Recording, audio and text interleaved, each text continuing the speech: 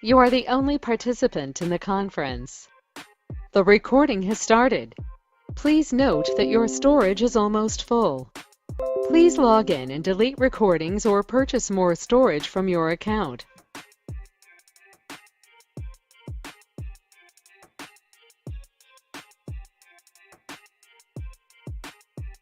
All participants are on hold.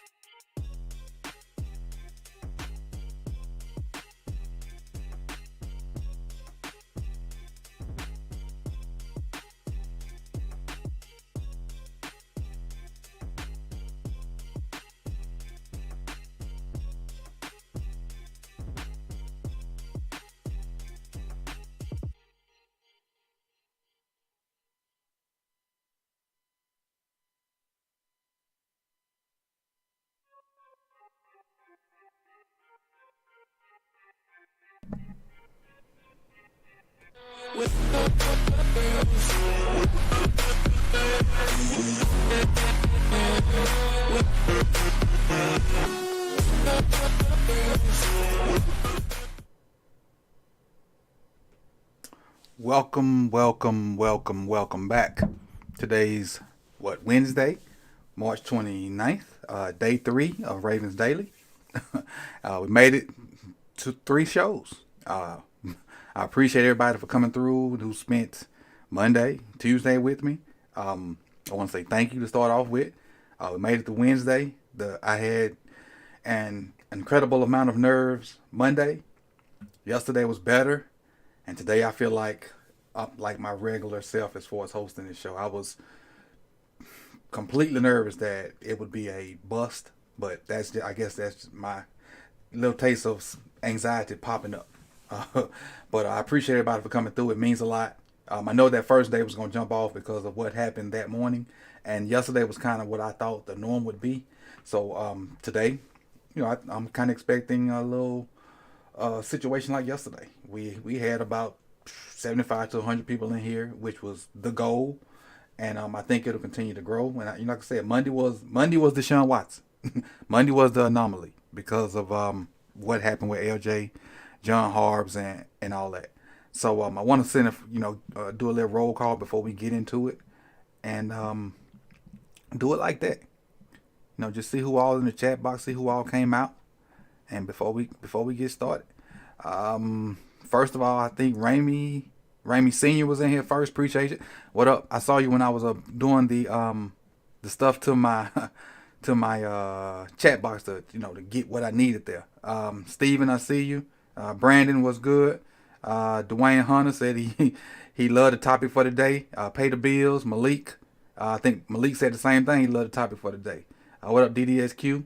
Later Distinction, Big Reg, Anon, Johnny, Matt D. Appreciate you guys. Jared, appreciate it. Miss Sandy, thank you for coming through. So let's get this thing fired up a little bit. Let's get it fired up. First off, obviously we have our Jane Doe comment of the day. So that's what we're gonna start at. See the website, I got the website highlighted, so when you're ready, Jane Doe Fridays, and the website will kind of tell you what's going on right there. So make sure you get a chance to go over there and check that out and support our sponsor. But the comment of the day comes from, let me get myself together. The comment of the day, there it is. The comment of the day comes from E''C''D. If Lamar leaves, then yes. And I obviously know the topic is, do we need to change you in the front office? And that meant coaches and or management. And by management, I mean team president. I know he just got there, and I don't really think he do much nothing. But EDC Harbaugh mainly. That's mainly who the topic is about, EDC and Harbaugh. But I didn't want to leave anybody else out that you may want to throw into that group. He says, if Lamar leaves, then yes, we need to change. If Lamar stays, then no. The things that need to change, coaching-wise, have. McDonald is good, despite a lot of people raging over another Harbaugh hire. We shall see with Monken. With Monken is yet to be determined because they haven't played a snap under Monken yet, so we don't know if it was a good hire or a bad hire. Nobody knows. Right now, it's they got a guy in there that's adaptable. He's proven that he's adaptable in a bunch of different ways. So let's give Monken a chance to see what he can do with the offense. Now, granted, with Lamar, it's probably gonna be better. Without, it's gonna be tough. But that's a topic for every other day, and probably some today too. Harbaugh is a great leader who can be held back. Harbaugh is a great leader who can be held back or carried by the autonomy that he gives his coordinators. Now that's true. I think he gave Greg Roman too much leeway. Too much leeway. Appreciate it. I'll get to that. Matter of fact, let me get to that now. I'm gonna stop for a second. I missed, and I want to apologize. I missed Hendo's daughter when she subscribed the other day, and I normally hit everybody that does that on stream, and I missed hers. So I do want to go back and say welcome, Jasmine Lene. I missed it during the round table, but I got it right there.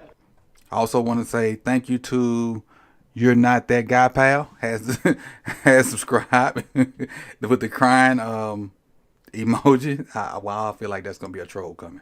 But if it's not, I appreciate you for coming through. But again, we'll see. I think he lasted too long. He let Roman hang around too long. And not to say Roman a bad dude, but sometimes people just, a change is needed. They run their course with you, and it's nobody does anything wrong. It just, the message gets stale. The kids, or not the kids, the players are not reacting to your voice anymore. Your voice doesn't hold weight, and sometimes a change is needed. And that don't necessarily mean you did anything wrong. It's just you've extended your stay past what needs to be there.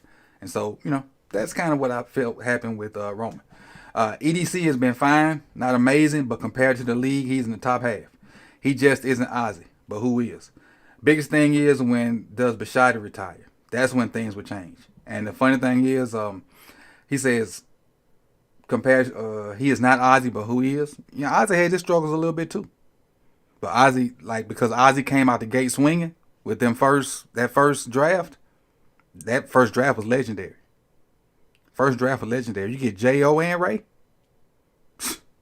Legendary. So, and he just kind of stacked on top of that and stacked on top of that. And EDC, you gotta give him time. You gotta give him time. And I give him hassles too. But you gotta give him time. You can't comparing him to Ozzy is tough because, like I said, Ozzy did it 20 plus years. EDC's in year 3 or 4. So it is, give him a minute. The biggest thing is, when does Bishotti retire? It's hard to retire when you're the money man. It's hard to retire and you're the guy that the money, like you're the bottom line guy. It's hard, and you ain't physically got to do much of nothing but make decisions. It's gonna be hard to retire.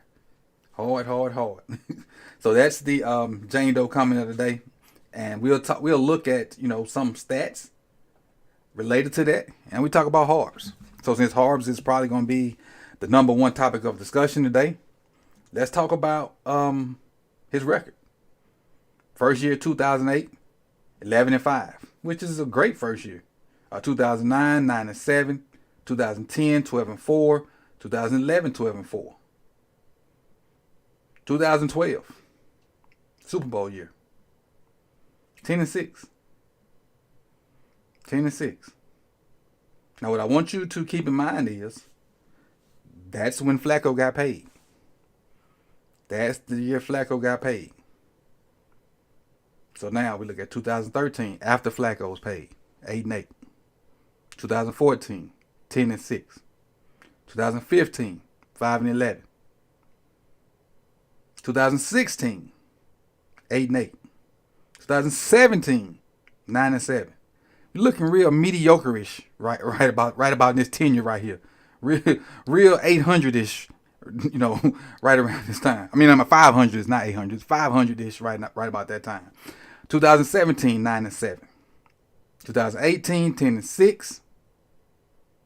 You know what happened on the back end of 2018? Insert one, Lamar Jackson. I think Flacco got hurt. Maybe then Lamar started playing after the bye, and they ran off like 6 straight, I think, and snuck into the playoffs and lost to the Chargers in the playoff game in Lamar's rookie season. 2019, genius. 8 MVP. Leads. I think he leads the league in touchdowns. If I'm not mistaken, with the number 1 seed. Where I think it went wrong at, they didn't play the starters that last week, so they had like 3 weeks off, and then we came back to play Tennessee, I think, or Buffalo, or whoever it was. They just weren't sharp. I think it was Buffalo. They just weren't sharp, and things went bad. Then the next year, 11-5. Won a playoff game, but lost in the second round to Buffalo again, maybe. Whoever we lost with. Who we lose to the second round that year after we beat Tennessee? We lost in the second round to somebody. But then you bounce back, and this is where the injuries and COVID and all other drama that then popped up in the flop. We go 11-5, 8-9 in 2021, and 10-7 last year. And how we got the 10 wins last year, it blows my brain. It blows my brain completely. But that's Harbaugh's spiel. That's what his resume in Baltimore, and that's where we are.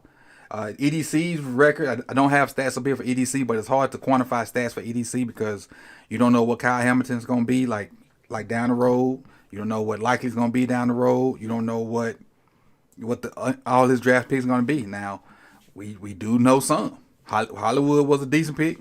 Out of here. Didn't want to be here anymore, and that's kind of why we're here to talk about it. Give me 1 second. Let me transition off of Harbs on my screen.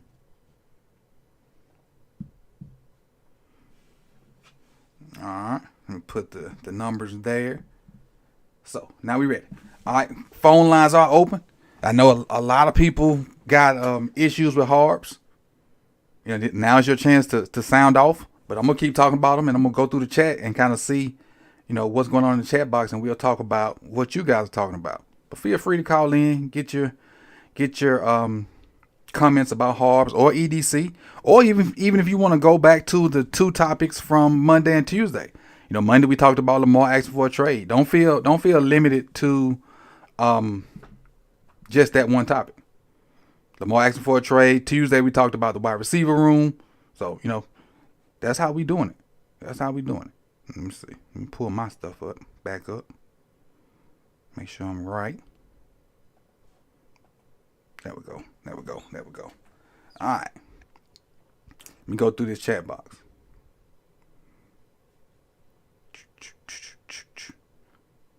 Here we go.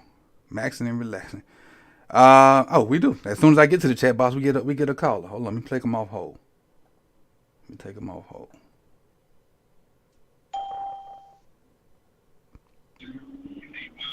DeMar, what's good with you, Brody? Oh, hey, I had to come through for this conversation right here.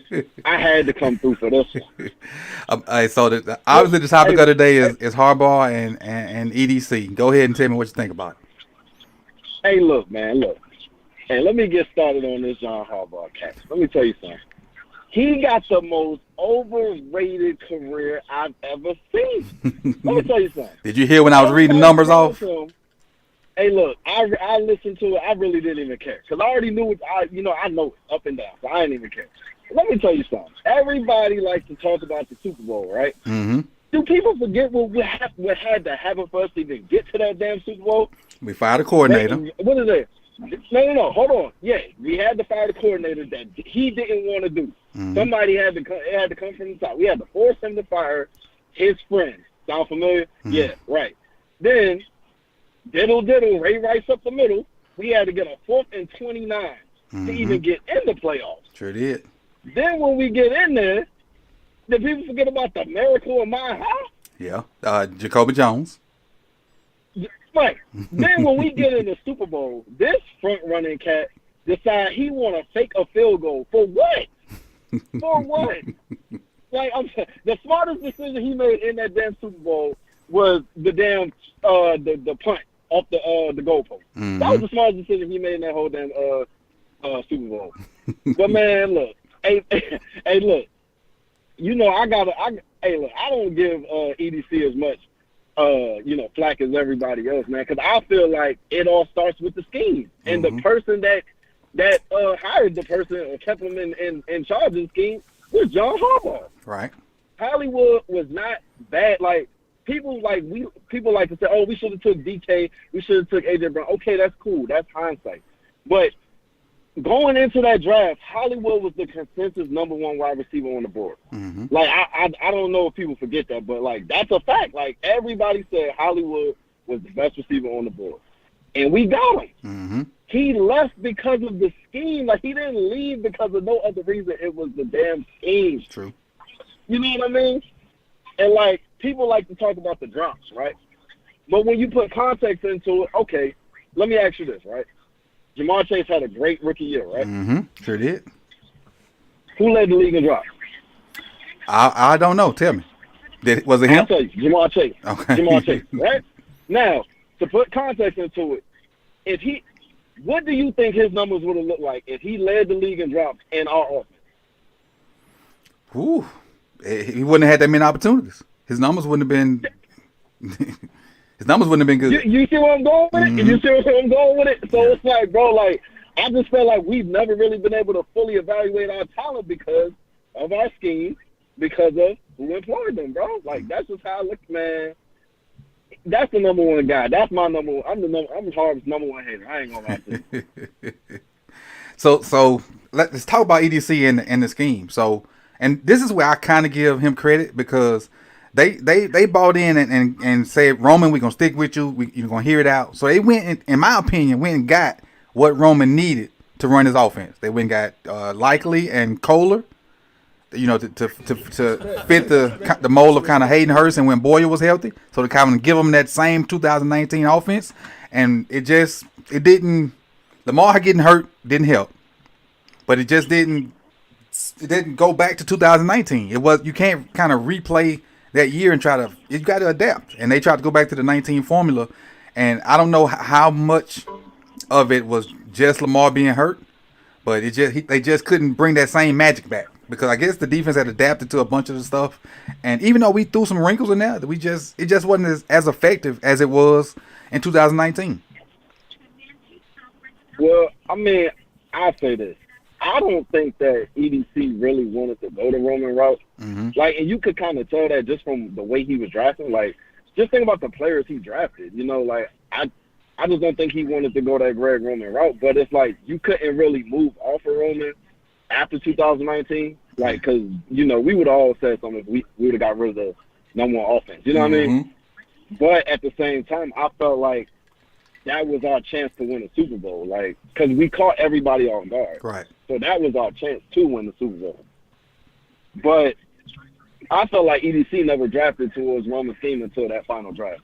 Like, I felt like he was just like, you know what?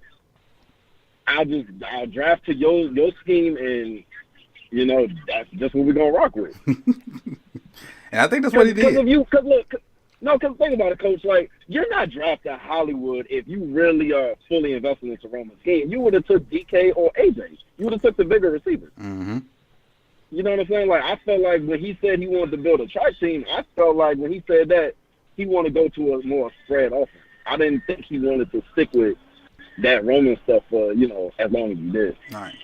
And so that goes back to seems like you're saying it's a power struggle between EDC and Harbs as far as the direction.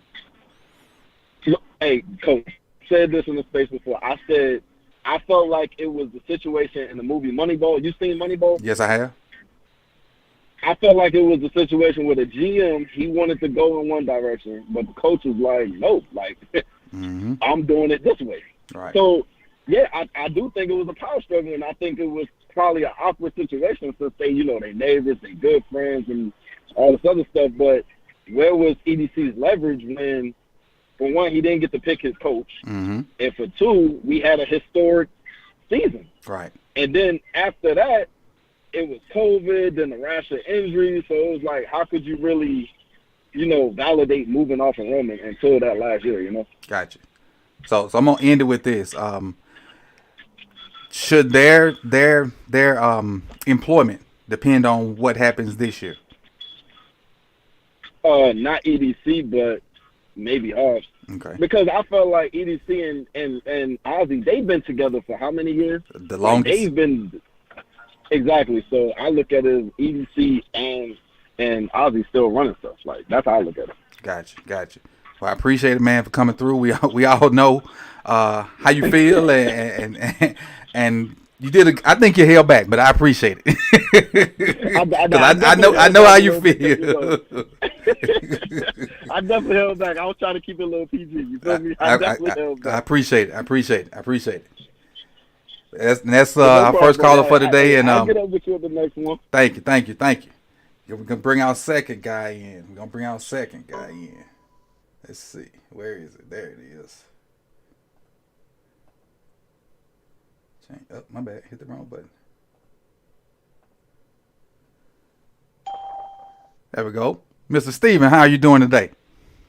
I'm doing good, Coach. How about yourself? I'm fine. It's good to hear your voice. What you got about EDC and Harbs? What'd you think about the topic for today? It's a good topic. Talking about cleaning house. I believe DaCosta was hired by Ozzie Newsome. I think they've been together the biggest part of 30 years, 25, 30 years, something like that. Mm-hmm. And Ozzie is still a consultant, so I don't really make a distinction between EDC and Ozzie. I think they work together on that part of it. Now, Harbaugh, let's see here. Where am I going to go with this? Harbaugh doesn't call offensive and defensive plays. He's I guess what you would call a game manager or time management or whatever. Just a decision maker. If we're going to give Harbs a lot of flack, I mean, going forward on the fourth downs and not kicking field goals would be a good place to start. Facts. There was several of those that wound up biting us in the butt. But we, new offensive coordinator, new defensive coordinator. Again, I'm one of the ones that believe we still have an excellent team. We need just a few pieces, the quarterback mess aside. I'm not going into that. Mm-hmm. That's not the topic today. But it could be that Harbaugh is getting a little stale. And it's happened to all the great coaches from time to time. Jimmy Johnson. One of my favorites. Of these other coaches. That's one of my favorites. Do I think that he needs to be, sort of run out of town? Maybe if we don't do as well this year. No, I don't think so. I think you give him at least another year to try and get. We've got the basis of our talent there. We've got our offensive line and everything pretty much straight. I'm really looking forward to seeing what Falele and some of these other draft picks that we got along that offensive line can do with a year under their belt. That's basically all I've got as far as that goes. Yeah, what are your thoughts on my take? I kind of had forgot about Falele. I'm excited to see what he can do. Hopefully he can. I think if his footwork gets better, he can stay at tackle. But if not, they can move him down to guard and let him compete with Cleveland for that vacant left guard spot, because I think Powers is the one that left, right? Ben Powers left. So I think if his footwork is better, he can move down and compete for guard. Don't know how well that's gonna leave us at right tackle. I think Moses is coming back. Moses ain't played bad, but he wasn't good either. He was up and down. Played stellar. Yeah, he was inconsistent. That's the word I'll use. He was inconsistent. And when he has a down day, he is freaking terrible. He's almost Villanueva-ish when he has a bad day. And we know what Villanueva did the year before that. As far as I think we do have a good core. I think the defense is solid. I hope, and I know business-wise they may do something with Patrick Queen to acquire some more draft picks, but I'm really that's the one part of the team I'm really excited to see. With everybody starting off the year healthy, with Roquan there from day one, I'm excited to see how well the defense can play. Because at the end of the season they were lights out. I had a lot of trust in the defense, and they did a great job of holding people to 12, 13, 20 points, giving the offense a chance to win, because like you said Monday, we were in those games. We were in those games where we just couldn't get enough points. I believe we're going to be much better on defense. I believe we'll be even more consistent this year. I mean, that's just, me looking into the crystal ball, whatever. And also, I'm really excited to see what Monken's going to do with this offense. Yeah. I watched a ton of Georgia games. They're always on TV because, 2 straight national titles. Right. I love the way that offense flowed with misdirection and different things that he was able to create with Bennett and those guys. Yeah. And if we could get a little bit of that, get a little bit more consistency on offense, can we score 20 points, fellas? That was my number last year. 20 points, we've got a lot of games won. Yep. That was the number I was shooting for, like, toward the end of the year. I'm like, if we can get to 20, 21, we got a chance to win. Yep. The key is, can we get there? Well, we'll see. Yeah, and we need to get to a point where we can have enough firepower to, when we do get behind, be able to crawl out of that hole. True. Because a lot of times, we play with a lead and that defense locks down, and then, we're waiting, and then the bottom falls out of it late and just kills us. One bad play. Yep. We got to get some distance. Be able to score some more points. So we'll see what happens. Yeah. It's almost like baseball. You had that one bad inning will kill your game. Yep. When you're only winning by 3 points or 7-0, we need to put a couple more TDs in there. And that's what happened in 19. Shut up, and listen, Coach. Okay, I appreciate it. I appreciate your time, and we'll holler at you on the next segment. All right, thank you. Appreciate you, Stephen, for coming through. A lot of good points from Steve right there. Let's go to the next one. Next we have. Let's see. Appreciate it. Let me check that. Let me check that alert before I get to the next caller. 1 second. Let me check that alert. See what we got going here. If I can pull up the right screen. There it is.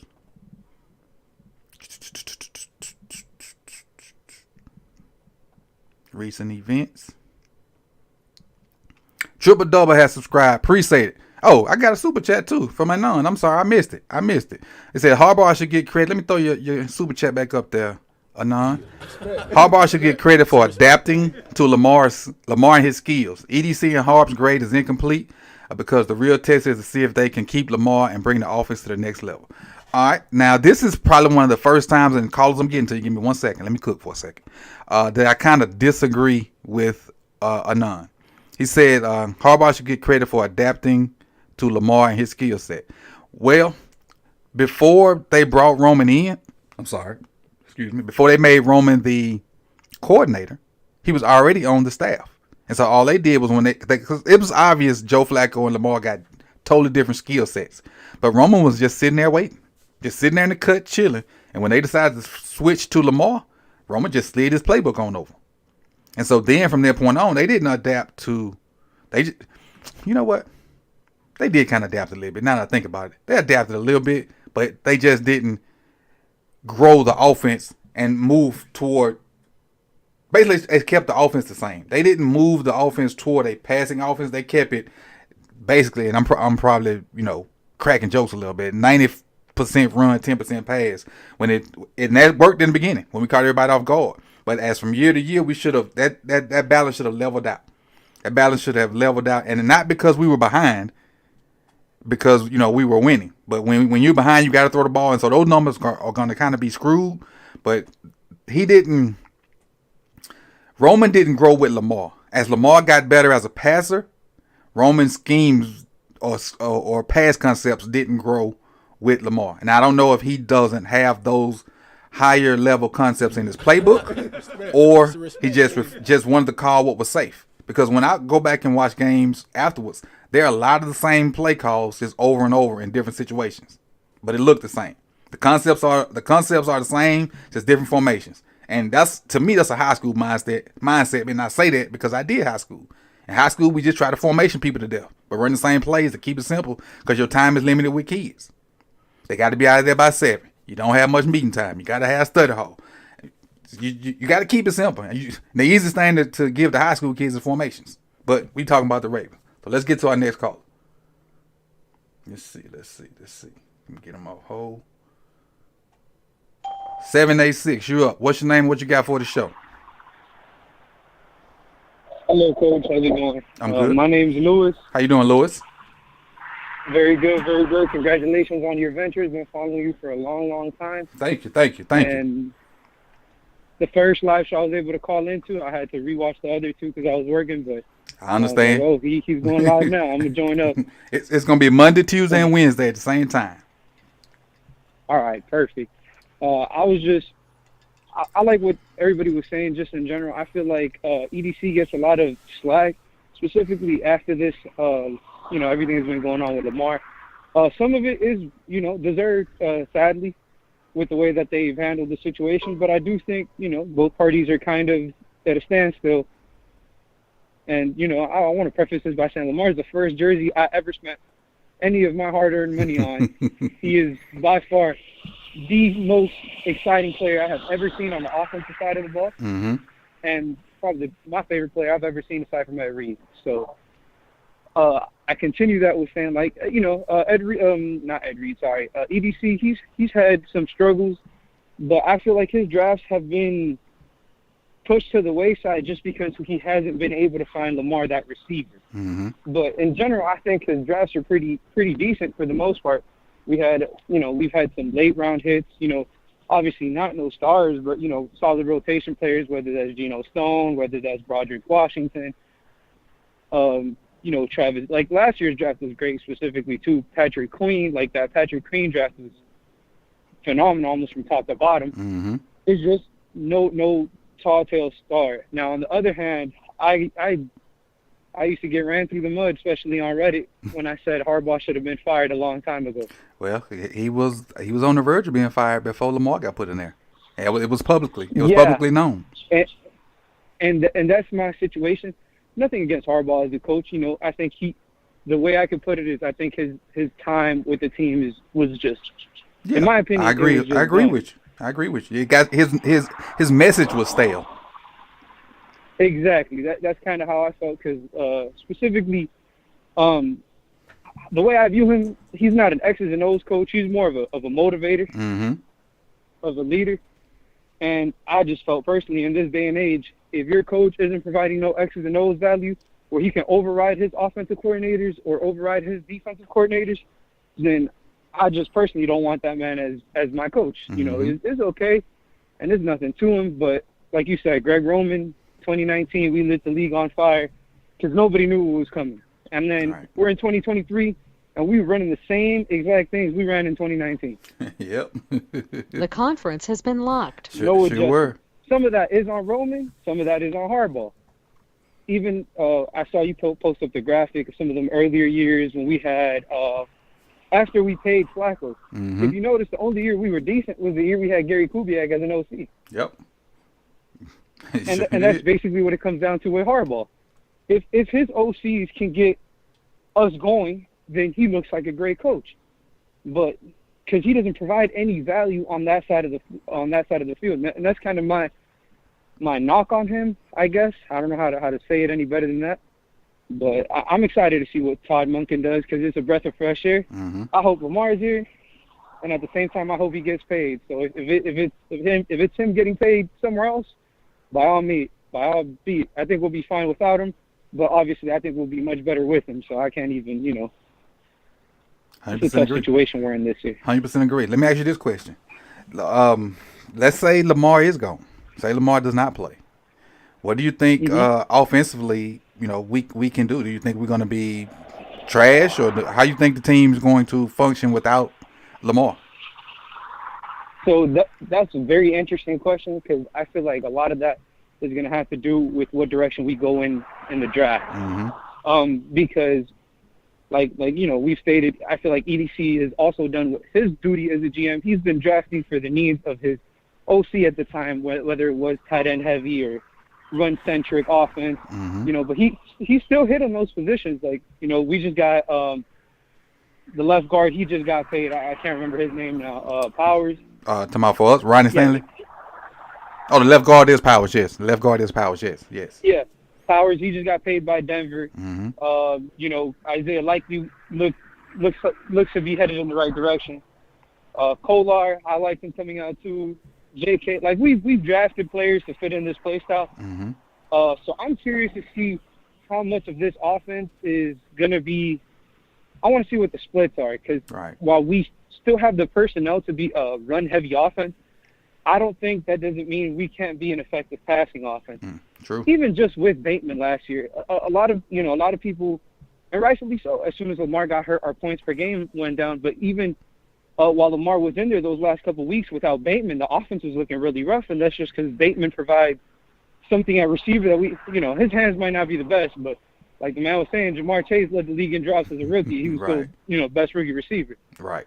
We can work on the hands, but the separation, the space he creates between the intermediate levels for Andrews, for Likely, for all these players is irreplaceable for this team. So I'm super excited to see where this offense goes. I think the defense is on its way to being elite. Right. Again, even with the loss of Calais, and I do think we need some corner help specifically. And I'm curious to see because this draft feels a lot like last year's draft in hindsight, where we have a good team, but we got certain players that got to get paid. And if those players don't get paid, we might have some draft day trades. So, just because we're picking at 20-something now doesn't mean that's going to be our only pick. Right.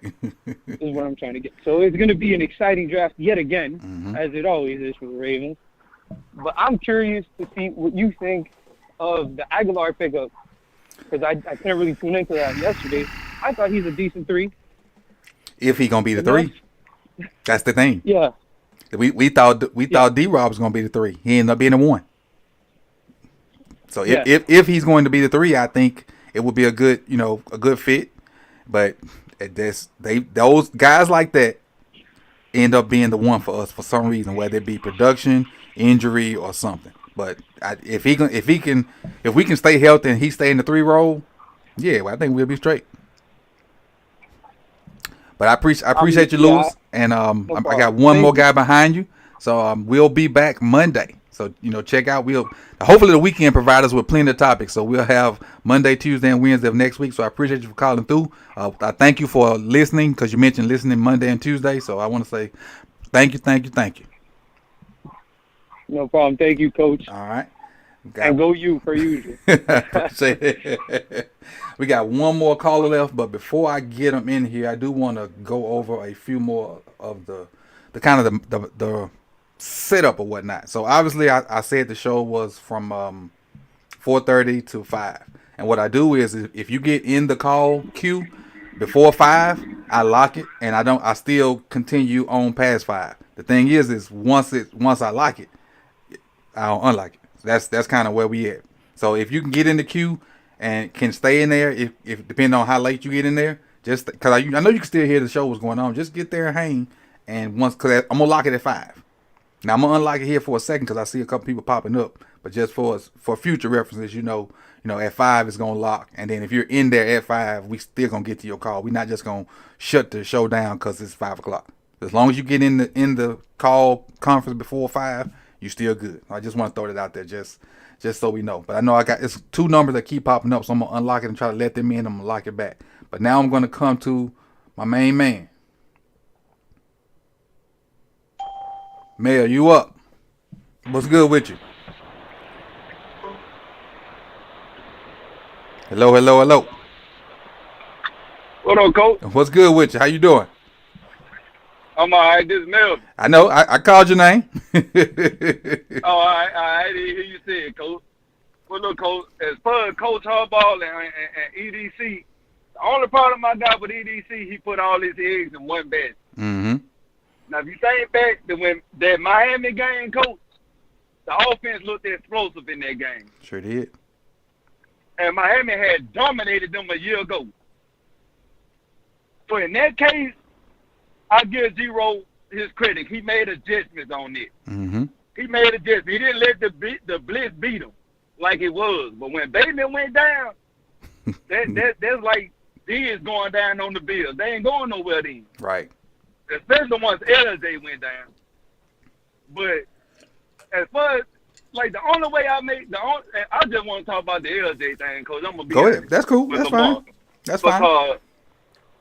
With Lamar, I get what he's doing right now. If Joe Burrow, Herbert, and all them standing with him, Mm-hmm. demanding that guaranteed money. If he out there by himself, he ain't gonna win that fight alone, Coach. Especially without an agent. I don't know about the agent part, but if I agree with you, if the other players ain't in there with him, he probably ain't gonna win that fight. But it's been coming out that he ain't on that guaranteed money though. It's been coming out lately. He ain't on that. Now Hurts, they got to pay Hurts because if I'm not mistaken, this gonna be his last year of his contract. Mm-hmm. Because Hurts was a second round pick, so he ain't got no 50 yards. Right. So if Hurts signed a contract, Coach, and it ain't guaranteed, that hurt Lamar. Mm-hmm. The conference has been unlocked. Guaranteed that's gonna hurt Lamar. So I think Lamar really trying to just stir up the pot to get anybody interested at this point. Because the only way he gonna get the money he demanded, it gonna take more than one person to be bidding on him. Mm-hmm. Because these owners don't want to give up their control. Yeah. They don't. It's hard to tell a man what to do. It's even harder when he's a billionaire. Exactly. They became billionaires saying no a lot. Yep. You get what I'm saying? So it's gonna be hard for Lamar. He fighting against how long the NFL been around? He's fighting against years right. of people trying to get this. Like that's why I get what Brandon Marshall say. Mm-hmm. What the rest of these quarterbacks is. Mm-hmm. He gonna need help. He ain't gonna be able to get that by himself. I agree with you 100%. These owners, like for example, Coach, as far as Harbaugh goes, the Ravens should have their best chance to win the Super Bowl wasn't 2019 when they went 14-2 to me. Mm-hmm. It was that year after that when they played Buffalo in the divisional round. Mm-hmm. That's the year we beat Tennessee in the first round, right? That's the year we beat Tennessee in the first round, right? Yeah, that's the year they beat Tennessee in the first round. Mm-hmm. If Lamar don't throw that pick six, Coach, and if it ain't windy and Justin Tucker don't miss them kicks, yep.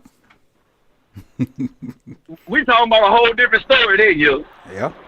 You get what I'm saying? Cause that pick six hurt Baltimore. It's like every year it's a turnover in the fourth quarter. There's a back crush. Yeah. I don't think that was in the fourth quarter, but it hurt because we didn't get back on track afterwards. Yeah, because if I'm not mistaken, that next drive, it wasn't too many drives later that Lamar got the concussion. Yep. And was gone for the rest of the game. So it was downhill from there. But as far as Coach Harbaugh, I mean, it's hard to critique him because the Ravens has always been competitive. Mm-hmm. No matter who been their quarterback, it's been a competitive team. Yep. And last year, every game that Lamar played in, the Ravens was up by at least 2 scores in the fourth quarter. We definitely was leading the league in blown leads. You get what I'm saying? They were leading the league in blown leads. So I get the move for Roquan because you need help on the defensive side. That's just what it is. The defense was causing us games. Yep. The defense was causing us games. We needed a leader to hold people accountable. If we win half of those games, them early games that we blow leads in, we not the last people in. We not playing, Cincinnati. We might even might even win the division. You get what I'm saying? Yo, exactly. So I mean, the NFL, I mean, really football is luck of the draw. Mm-hmm. It take a little luck to get to the Super Bowl.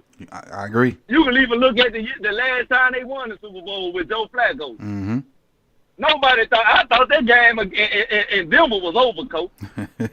We all did. I thought that game was over. Everybody thought that game was over, man. We all did. Yep. It got to the point where people started thinking that the league was filthy.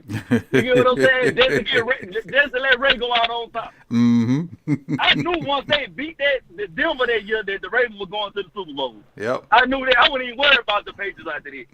Yep. That was, like you said, you got to have luck sometimes. You got to. Yeah, it takes talent, Coach. Don't get me wrong, but it also takes a little luck of the draw. And you got to be healthy. And you got to be healthy. So I hate, like, in my opinion, Coach, I would have got rid of Zero after the 2020 season when they lost to Buffalo. Because 3 points, that's unacceptable. I don't care who the quarterback is. You got to get the lead set up for points. Right. Joe Flacco got a whole bunch of field goals off just throwing the ball up to Torrey Smith and getting the PI. Yep. You know what I'm saying? It's set up for you to score. Yep. 3 points ain't acceptable. Yep. It's not. And Zero, in my opinion, he would have had to go then. He out of here. Everybody don't see He it got like to us, go. though. I'm sorry. That family tie. I appreciate you, Melvin. Yeah, I appreciate that's it. the only fault I got with Harbaugh, though, Coach. He take care of people. He's a great friend. Great friend. He's a great friend, Coach. Hey, Coach, if you got a friend like Harbaugh, you all right, Coach. Exactly. You'll forever be all right. Exactly. Well, I appreciate it, man. I got one more behind you. I'm gonna let them, say what they got, and just make sure you hit us up next week too. All right, Coach. Appreciate you, Melvin, for calling in. Appreciate it. All right. Last one of the day. Let me lock this. The conference has been locked. All right, let me come to you. 513. 513, you're up. Who I got and what you got for the show? I'm calling from Cincinnati. I've just been watching it. I just wanted to know what you think about the Lamar situation with the answering the tweets last night and all that. Yeah. So I will say this. I didn't see it when it was happening. And I'm finna plug something on Netflix, and they ain't paid for this. But there's a show on Netflix called The Darkest something that I've been, like, once I finish these streams, I've been locked in on it. So I didn't see any of that until this morning.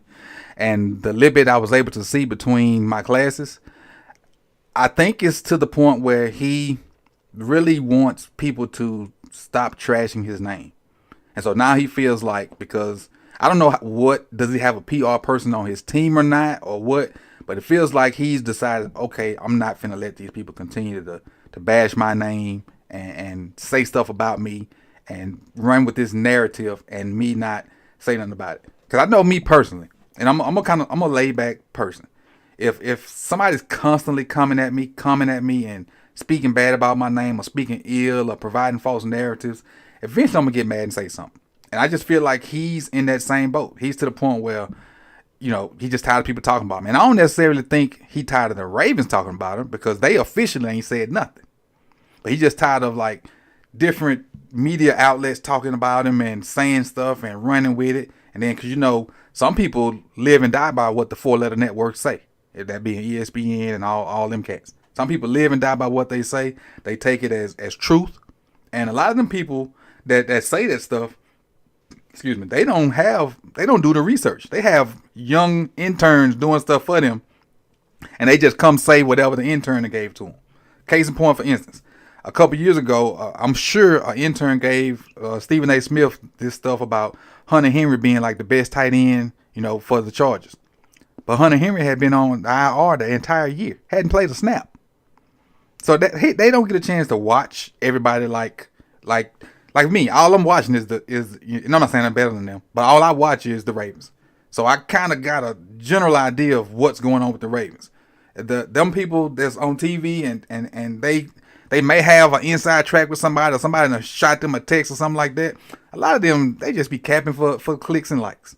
There's a few people out there, and I give you the one main person that I really mess with as far as when it comes to the NFL. That's Josina Anderson, and then as far as for Raven content is Jeff Zaribi.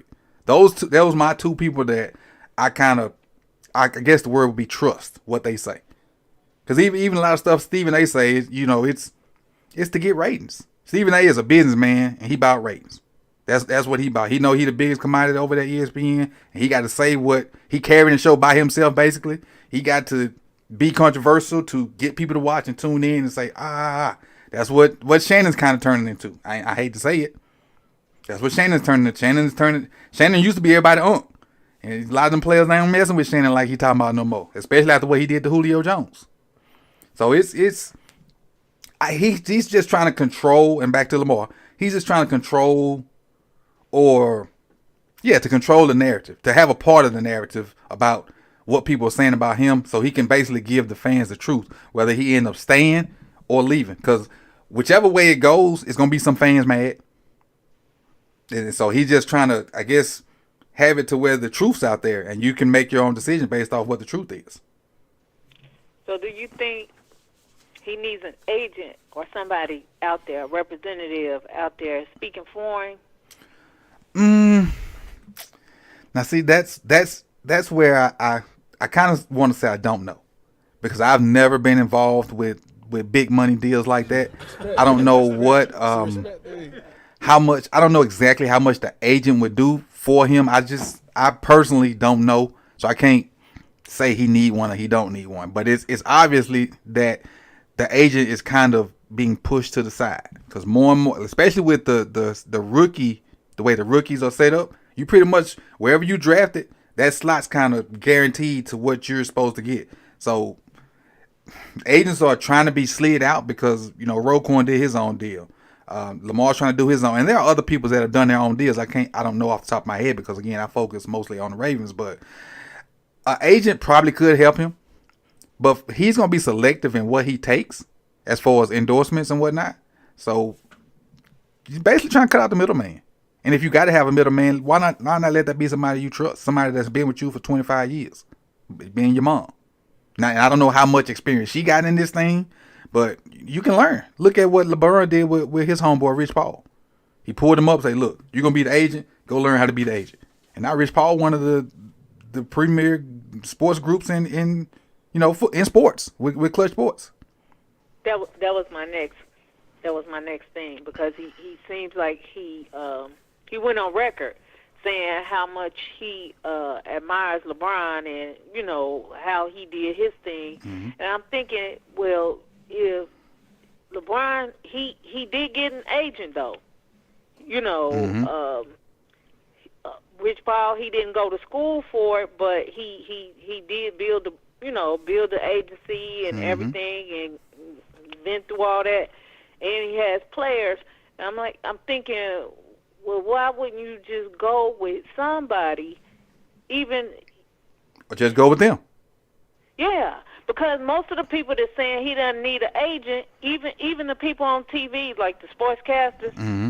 they got agents. Yep, they do. And so I'm like, how you telling him not to get an agent, and that doesn't matter and all this, but you got an agent yourself. I mean, Brandon Marshall, I'm listening to him. He pro Lamar, and he needs to do this, but he got an agent. Yep. You know, even LeBron, and you know he the face of the NBA. He knew he needed an agent, though. Yeah. Now, I think LeBron's situation is different. I think LeBron has an agent, but that agent is also his homeboy. So, Exactly. So technically he got an agent, but it's Rich. So, you know, that might be the outlier, because Rich working for LeBron, but they really partners. So LeBron really gonna say what he want. LeBron can handle his own. LeBron's savvy enough to. He done made so many moves, man. LeBron brought in the best businessman out there. That's what I'm saying. So if even because he respects LeBron and what he did, so I'm like, okay, then use his format. Mm-hmm. Use his format. You know, and not saying your mama could be right there with him. Yep. You know, and just using her instincts and possibly even teaching her some things, you know, some negotiations or whatever. Yeah. And I'm just wondering about that. And not only the contract, but like you said, the PR, like the public relations. Got somebody speaking for him, so when they coming out with all these narratives, he don't have to, you know, say anything. Yep. So you never know what he thinking. You know, I think he was doing better when you just didn't know what was on his mind. It seemed like he letting these people get to him, and I don't even know if it's so much the media. I think it's the fans. You know, he felt the love, and now it seems like they just turning on him because you know, one by one. It used to be where it was just like split. Yep. And then even the people that was for him, I was all for Lamar, but this, and now they just moving on, and it seemed like his feelings is hurt, and I'm just feeling bad for him because he is a talent that I want to continue to see, because I wasn't following the Ravens, but when I saw him, it's just like he resurrected. He resurrected the Ravens. You know, and he just did something for the NFL, period. I mean, because it was during COVID when you was able to just turn it on, and he was like a joy to see. Yep. Took your mind off all that. I mean, he was even making I'm Bengals. He had us on highlights. I'm like, oh Lord, this is gonna be on the highlights. And sure enough, it was like on the highlights forever and ever and ever. And I had been watching them since Louisville, and I'm like, he gonna be something special. And it was just a joy to see him when he got in the NFL, that he was doing everything that I thought he could do, and he could do more. He could do more, but I think he just has gotten caught up in the business of the NFL, where football right now, it ain't fun for him no more. And I just hope it doesn't kill his spirit. Yeah, and his what spirit. That's what I'm saying. I'll close with this. And being a guy that's coached high school football for 20 years, he was playing in the NFL with the joy of a young high schooler, you know, that didn't have to worry about the business side of it. And now that he's got to the point where he has to deal with the business side of him, I 100% agree with you. It looked like his joy is not there. His excitement for the game, his love for his teammates, his competitiveness, that's what you see out of 16, 17, 18-year-old boys, that football is their life. That's what you see out of them. Like, they don't have any other care but football, and they love it that much. That's what you were seeing out of Lamar. Now, lately, you don't necessarily see that. So I'm in the boat with you. I just hope the business part of it has not spoiled him on the game, because I can tell by the way he plays the game, he loves it. Because when he's out there, he's giving you his all. I'm not saying other people don't, but you can see that he's doing everything in his power to try to get a W. And when he don't win, people want him to be this I don't know what kind of person they want him to be, but I'm exactly like Lamar. I don't feel like I'm talking to you, or I'm not gonna be the happiest person after I lose. I hate losing at anything. I hate losing at marbles. I hate losing at Monopoly. Like, my kids beat me in Monopoly a couple of times, and I don't talk to them for a minute. So I understand where he come from. Why he need a representative, because a good agent or a good lawyer or whomever would say, you know what, don't even worry about that. That's just like having insurance. You know how they tell you, you know, if you have a car accident, and they be like, well, you got insurance. That's what you got insurance for. You don't worry about all that other stuff. And that's how I feel like an agent would be like a buffer for him, where he could get back focused on the game and get that love back. Yeah. You know, he ain't got to worry about the business side of that. And it's all up to him, though. Because he can. I mean, I ain't trying to count his pockets, but he got it to get an agent. But maybe he just on principle that he want to do it by himself. He don't want to have to depend on nobody. He could be that type of person. There's a lot of those type of people in the world, and he may just want to do it by himself and set the precedent of, you know, we don't need an agent. And I know agent, and we didn't talk about agents Monday, but agents are part of what's against him too, because they don't want him to get that huge deal without an agent, and then it looks like the agents can start to be faded out. And they part of it too. So I don't know what role they playing, but they part of it too, because it's a big cash cow, and everybody don't want to be cut out. I personally, if I was an agent, I wouldn't want to be cut out of it too. So I'm, say it like that. But I get it. So maybe again he might go back. Maybe some of the old school, the people that he does trust. Mm-hmm. Maybe they'll reach out to him and just kind of give him some words of encouragement and also some advice. Mm-hmm. You know, like I said, if he respects LeBron and he's you got a model right there. Right. That you see something that has worked. Yeah. You know what I mean? You don't have to reinvent the wheel. You already see something that works. Yeah. And he's friends with LeBron too. He's been on LeBron's show. I saw it. Mm-hmm. I saw it, and he told him. He said, "I respect what you've done, and I want to be like that. Yep. I want to do that." So I'm like, okay, then here's a model for you. Then if he needed an agent or he used an agent, then use the one he using, or somebody ask him who would he recommend. Mm-hmm. I mean, even like with Deshaun Watson, I don't know the situation, but if he got whoever his agent is that got him that deal with all he had going on. Right. I saw somebody on TV said that whoever Deshaun Watson agent is should be paid with or should have a ton of clients, because like you said, to get that deal with all that he had going on, it's crazy. Exactly. Totally crazy. Exactly. Yeah, I just wanted to say that, and I like what you're doing. I like your show. I've been watching it. Like I said, I've been kind of going back and forth because I've been following the Ravens, and I've been watching him, and I kept telling my friend, I'm like, he like a one-man show. I was like, he's just a one-man show. And so she hadn't been watching it until she saw when Huntley in with the Bengals, mm-hmm. with the fumble, that playoff game, mm-hmm. Yeah, the fumble, and I told her, I said, but she was like, well, he was good. I was like, he ain't Lamar. She's like, well, he did a good job. I said, but that's because they didn't put all of what they put on Lamar. They didn't even plan it. It's almost like they ran a whole different thing. They did, it wasn't run heavy.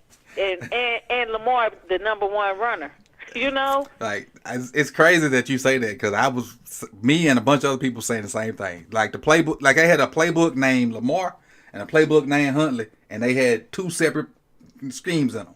But exactly. So that's what I told her. I said that's why it looked different. I said because if they use what they use for Huntley with Lamar, then I said. Then Lamar would look like 10 times better than Huntley. I said, but they don't do that. I said they use Lamar, and everything is focused on Lamar. So all they have to do, all the defenses have to do is stop Lamar, put a spy on Lamar, stay on Lamar. That's it. I said, and eventually that's going to wear out. I said, it's just going to wear out. Yeah. So I just wanted to say that. And the fumble, it wasn't Hundley's fault because he shouldn't have never had the ball in his hands anyway. You're right. We're going to end it on that right there. I appreciate That's you. it. I appreciate All you. right. Have a good All right. rest of your day. Okay, you too. Bye. Great call to Goodbye. to end it out. I appreciate everybody for coming through. And to close on that, it's a lot of stuff going on in the chat. I see y'all. I can't make it out because I got stuff going on, but I see y'all going back and forth in the chat, and I can't get to as many of you guys. But if you want me or you want access to me like that, you got to join the Discord. And the way to do the Discord is patreon.com. Brandon will tell you. Brandon put it in the chat. Brandon fired the Discord up every morning. he the first one to fire it up. He with the good morning, and then we go into sports stuff about the Ravens or whoever. So if you want to be a part of that, join the Discord. We got a bunch of tiers over there. You get different stuff with different tiers. You also can get your if you watch the Roundtable Monday, you get your Sip to Tally Chalice. That's what we call it, a chalice. If you join that Gunslinger tier. And I want to say thank you, man. There's a poll down there that says, have you hit the like button yet? Have you hit the like button yet? 136 of you said yes. So let me check and see if I got 136 likes. That's what I need to do. How many likes we got? Somebody hit them up for me. I see how many people here, but how many likes we got? There we go. Okay. We got 138 likes, 126 people. I appreciate it. And on that note, man, I appreciate y'all. Some wide receivers coming out later today. And don't forget about more Sip to Tally. Go over there and subscribe. If you have not subscribed, well, you got to be subscribed in the chat box. If you're just watching and want to comment, you got to subscribe. Sorry, that keeps the bots out. And I thank you guys for coming out. You could have been anywhere in the world, but you chose to be here with me for a good hour. And then last call, I'm going to be honest with you. I know we got a 5-minute timer, but ladies get priority. Sorry, fellas. We get a young lady in here talking football. She might get 6, 7, 8 minutes. Sorry. Peace.